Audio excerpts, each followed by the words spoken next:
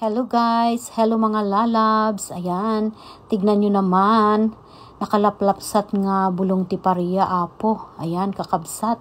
Ayan, ang ibig kong sabihin ay napakaganda naman ng talbos ng ating ampalaya guys. Ayan, ito po yung ampalaya na hindi masyadong mapait po.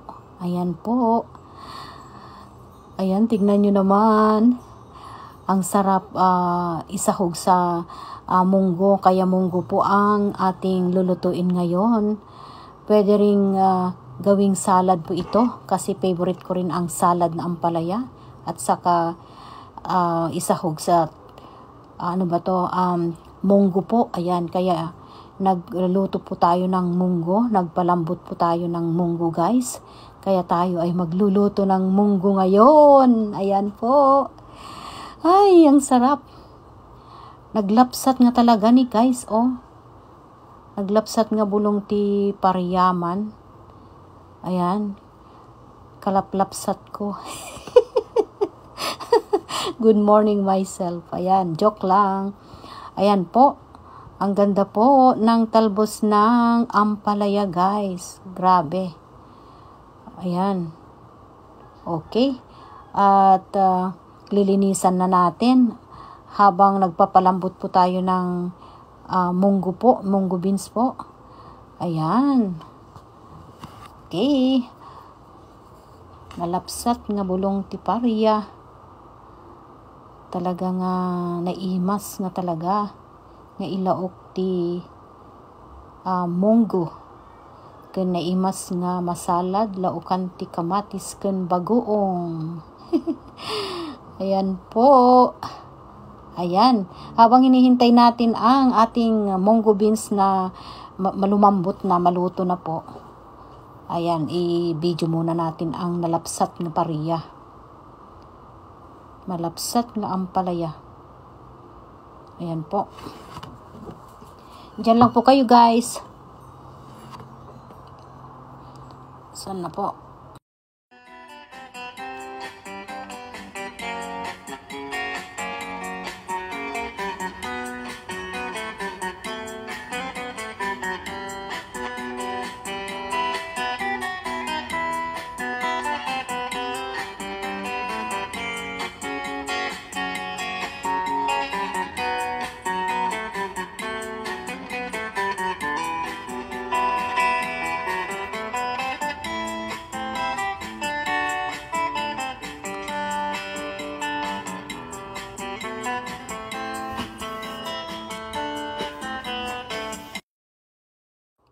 Hello guys, ito na po ang naluto natin na munggo beans at saka talbos ng ampalaya po. Ayan.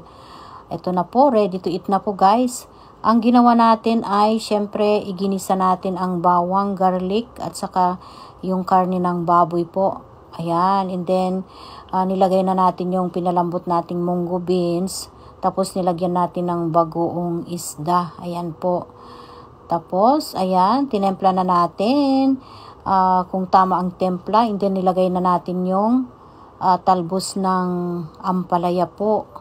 Kaya ayan po ang ating luto. Looks delicious guys. Ayan po. Kaya kainan na po guys. Ito na po ang kinalabasan ng ating nalapsat nga talbos ng ampalaya. Ayan po.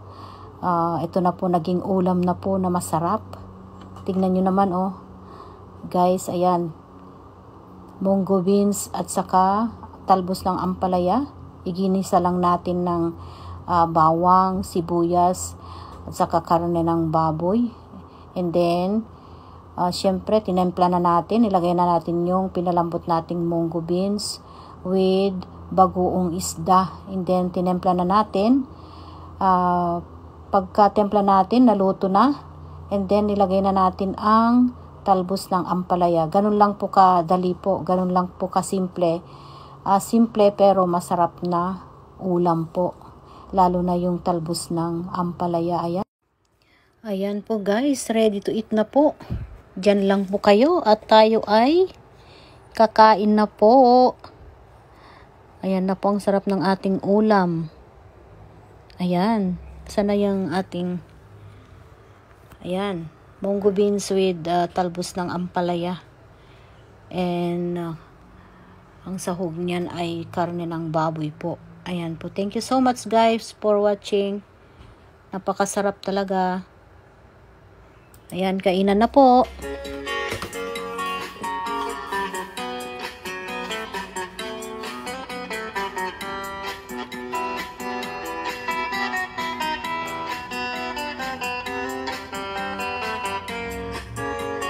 Ayan po ang ating lutong munggo beans with talbos ng ampalaya.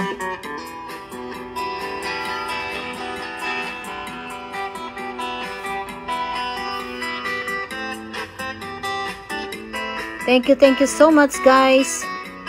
Thank you so much. Ang ganda rin ng background natin.